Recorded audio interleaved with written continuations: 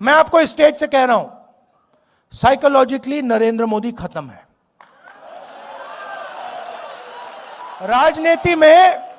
राजनीति में हार पहले हो जाती है, हार पहले यहां होती है, मन में यहां पे हार हो जाती है, उसके बाद होना ही होना है।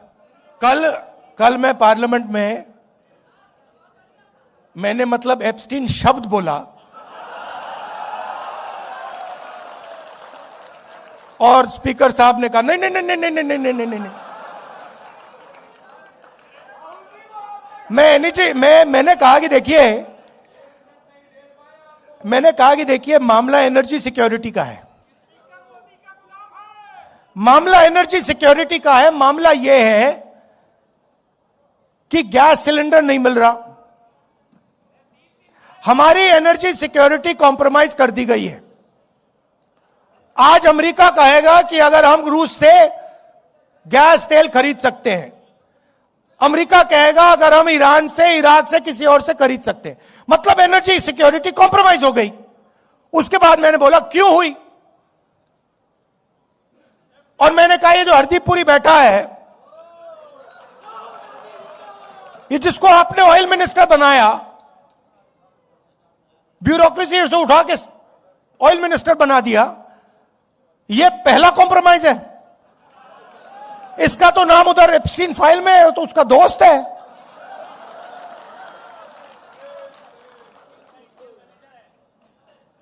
इसकी बेटी के कंपनी में जॉर्ज सोरोस का पैसा गया है। तो जैसे ही मैंने कॉम्प्रोमाइज शब्द का प्रयोग किया, स्पीकर कहते नहीं भैया नहीं, कॉम्प्रोमाइज शब्द नहीं बोल सकते।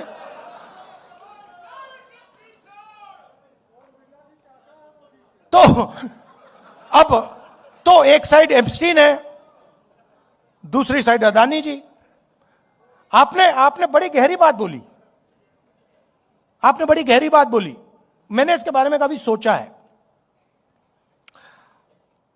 आपने बोला कि देखिए कांग्रेस पार्टी गरीब पार्टी है और कांग्रेस के जो बड़े बड़े नेता हैं वो अमीर हैं। नहीं, मगर आप बात समझिए, हम अमीर पार्टी होना ही नहीं चाहते हैं।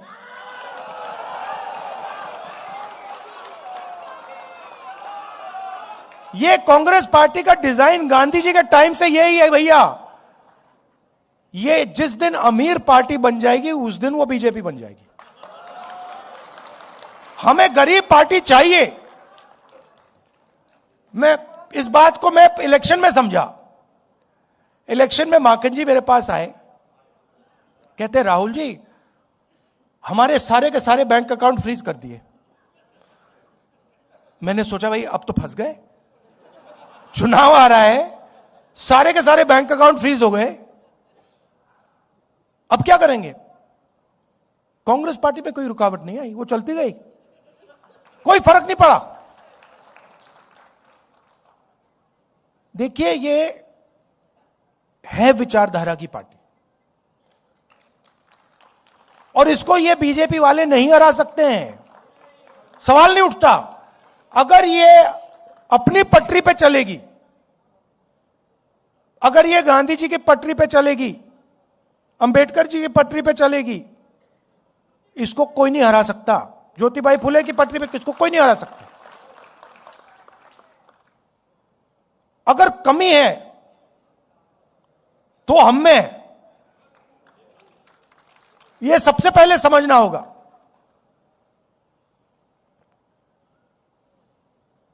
और अब हमने मन बना लिया है, कांग्रेस पार्टी ने मन बना लिया है कि जाति जनगणना होगा और दलितों को, पिछड़ों को, आदिवासियों को, अति पिछड़ों को, माइनॉरिटीज को हिंदुस्तान के पावर स्ट्रक्चर में जगह मिलेगी। और ये कुछ भी कह दे, कुछ भी कर दे, मैं इस बात को छोड़ने वाला नहीं हूं। और अब मामला बड़ा आसान हो गया है। मामला क्यों आसान हुआ? क्योंकि उनका जो आदमी है वो कॉम्प्रोमाइज है, उसको पकड़ लिया हमने। अभी आपको पता नहीं लग रहा मगर हमने उसको पकड़ लिया है।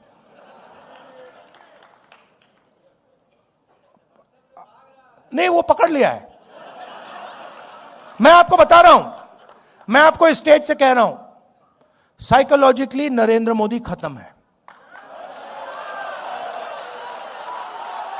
राजनीति में हार पहले हो जाती है, हार पहले यहां होती है, मन में यहां पे हार हो जाती है, उसके बाद होना ही होना है।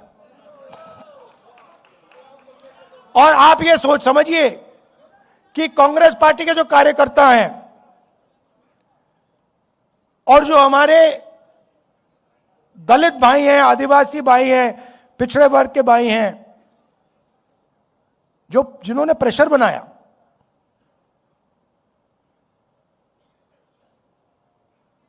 उन्होंने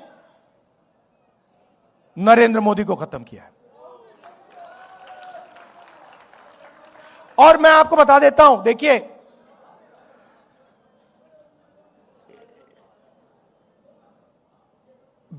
जो आपने बोला ना, कांग्रेस पार्टी का जो धन है, कांग्रेस पार्टी गरीब पार्टी, बीजेपी अमीर पार्टी बन गई। और उसने क्या किया? बीजेपी ने, नरेंद्र मोदी ने अपना पूरा का पूरा धन अदानी को नहीं दिया। नहीं, ये वो है मोदी का, वो है बीजेपी का, अदानी का नहीं। वो सिस्टम पूरा बीजेपी का सिस्टम है। वो अदानी कंपनी नॉर्मल कंपनी नहीं है, वो ऐसे है, यूं है। और पूरा का पूरा जो स्ट्रक्चर है, फाइनेंशियल स्ट्रक्चर है, बीजेपी का फाइनेंशियल स्ट्रक्चर, वो अदानी कंपनी में है। और इस बात को अमेरिकनों ने समझ लिया और पकड़ लिया। इसलिए अमेरिका में केस किया है। भाई और बहनों, वो केस अदानी जी के खिलाफ नहीं है, वो केस सीधा मोदी जी के खिलाफ है। और वो केस मोदी जी को मैसेज है कि अगर आपने हमारी बात नहीं सुनी तो हम आपका पूरा का पूरा फाइनेंशियल सिस्टम खोल देंगे, हिंदुस्तान को दिखा देंगे। तो अब नरेंद्र मोदी जी हिंदुस्तान के प्रधानमंत्री नहीं रहे हैं, वो अब अमेरिका का काम कर रहे हैं। और जब मैं ये बात पार्लियामेंट में कहने जा रहा था, नरेंद्र मोदी भाग के निकल गए। आंख में आंख नहीं मिला सकते।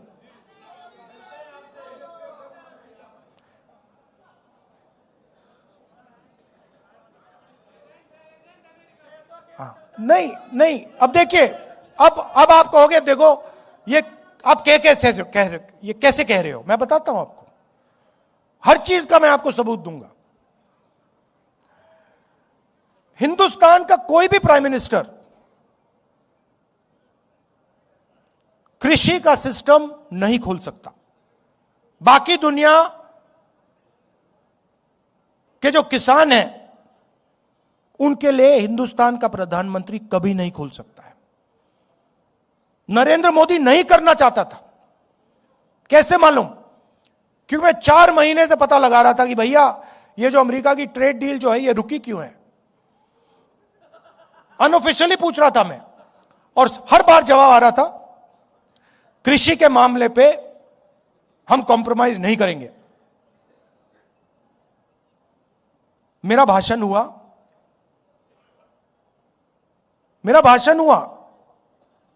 1 घंटा रोका, फिर शुरू हुआ, फिर रोका, फिर शुरू हुआ, फिर रोका, फिर शुरू हुआ।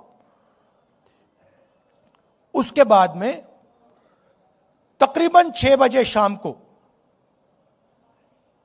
जैसे ही प्रधानमंत्री पार्लियामेंट से भाग के गए, उसके एकदम बाद प्रधानमंत्री ने ट्रंप को फोन किया।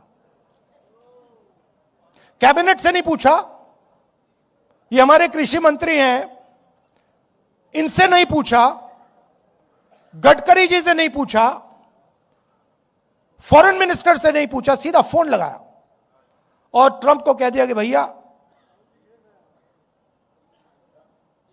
मामला फिट है, डील साइन कर दूंगा। और ट्रंप ने ट्वीट कर दिया, जो काम 4 महीने के लिए रुका हुआ था, जो कॉम्प्रोमाइज आपने 4 महीने नहीं किया, वो आपने 15 मिनट में क्यों कर दिया? एप्स्टीन और अदानी और भी चीजें हैं जो मैं जानता हूं, मगर ये दो हैं, ये दो मेन चीजें, और फिर 2-3 और चीजें हैं। क्या दिया नरेंद्र मोदी ने? हिंदुस्तान का पूरा डेटा पकड़ा दिया। अगर अमेरिका को चाइना से मुकाबला करना है, चाइना के पास दुनिया का सबसे बड़ा डेटा का पैकेज है, नंबर 2 पे हिंदुस्तान का है। हिंदुस्तान के डेटा के बिना अमेरिका चाइना के सामने खड़ा नहीं हो सकता, सीधी बात है। नरेंद्र मोदी ने आप सबका डेटा, हिंदुस्तान की जनता का डेटा, सारा का सारा अमेरिका को दे दिया। हमारा डेटा अमेरिका कहीं भी रख सकता है, अमेरिका में रखना चाहता है अमेरिका में रख सकता है। 20 साल का टैक्स हॉलिडे दिया उनको, और हम अपने ही डेटा को चेक नहीं कर सकते। हम उनसे नहीं कह सकते कि भैया इस डेटा का ऐसे प्रयोग नहीं करोगे। गया, मानो सऊदी अरेबिया ने या रूस ने अपना पूरा का पूरा तेल अमेरिका को दे दिया। यह नरेंद्र मोदी ने किया। दूसरी बात, नरेंद्र मोदी जी ने कहा कि हर साल 9 लाख करोड़ रुपए का माल हम अमेरिका से खरीदेंगे। 9 लाख करोड़ रुपए का माल हम अमेरिका से खरीदेंगे। मैं आपसे पूछना चाहता हूं, अगर 9 लाख करोड़ रुपए का माल हम अमेरिका से खरीदेंगे तो हमारे बिजनेस क्या करेंगे? हमारे स्मॉल मीडियम बिजनेस क्या करेंगे? तो डेटा दिया, वायदा किया कि 9 लाख करोड़ रुपए का माल खरीदेंगे। कपास, सोया, फल, बादाम, अखरोट, दाल। अब अमेरिका के जो किसान हैं वो अपना यहां बेचेंगे। अमेरिका के खेत बड़े बड़े 500 एकड़, 1000 एकड़ की पूरी पूरी मैकेनाइज्ड। हमारे खेत 5 एकड़, 2 एकड़, 3 एकड़, यहां पे कोई मैकेनाइजेशन नहीं। सारा का सारा माल उनका अंदर आ जाएगा, खत्म कर देगा। और आखिरी बात जो गौतम जी ने कही, हमारी एनर्जी सिक्योरिटी। अभी आप देखना क्या होने वाला है यहां पे। ये स्टेट ऑफ हॉर्मुज जो बंद हुआ है, अभी आप देखना हिंदुस्तान में क्या होने वाला है। अभी तो शुरुआत हुई है। क्यों? क्योंकि नरेंद्र मोदी ने हिंदुस्तान की एनर्जी सिक्योरिटी अमेरिका को दे दी। अमेरिका को कह दिया कि भैया आप बताओ हमें कि हम कहां से तेल खरीदें, कहां से गैस खरीदें। आप चाहते हो कि रूस से ना खरीदें, नहीं खरीदेंगे। चाहते हो ईरान से ना खरीदें, नहीं खरीदेंगे। चाहते हो इराक से ना खरीदें, नहीं खरीदेंगे। आप बोलो। ये चीजें नरेंद्र मोदी ने दी। लिया क्या? कुछ नहीं। हमारा जितना पहले टैक्स था उससे ज्यादा हो गया। हिंदुस्तान को यूएस डील से कुछ नहीं मिला, जीरो। अमेरिका को सब कुछ दे दिया। क्यों? क्योंकि नरेंद्र मोदी एप्स्टीन के कारण, अदानी के कारण, अपने फाइनेंशियल स्ट्रक्चर के कारण कॉम्प्रोमाइज्ड हो गए हैं। नरेंद्र सरेंडर हो गया है। अब हमारे सामने बहुत बड़ा मौका है कि हम अब हिंदुस्तान को बदलने की राजनीति करें। सिर्फ इलेक्शन जीतने वाले नहीं, मगर हिंदुस्तान की जो गरीब जनता है, जो दलित हैं, आदिवासी हैं, पिछड़ा वर्ग है, माइनॉरिटी है, गरीब जनरल कास्ट के लोग हैं, उनको हिंदुस्तान में के पावर स्ट्रक्चर में शामिल करने की राजनीति।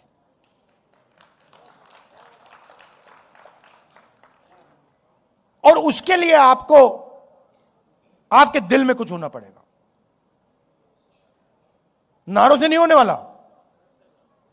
अगर कांग्रेस पार्टी के पास उत्तर प्रदेश में 100 ऐसे लोग मिल गए, मुझे 101 नहीं चाहिए। अगर 100 लोग मिल गए जो कहते भैया हम मर जाएंगे मगर पीछे नहीं हटेंगे, हमारा काम हो जाएगा, खत्म हो जाएगा। मतलब यहां पे तो कितने लोग हैं, यहां पे 1000 लोग हैं, मैं तो छोड़ो 1000 छोड़ो, मुझे बस ये 100 चाहिए जो कहे कि भैया हम मर जाएंगे मगर ये जो हमारा लक्ष्य है इसको हम नहीं छोड़ने वाले, काम हो जाएगा हमारा। आप सब आए, आपने इतनी एनर्जी दी, इतना प्यार दिया,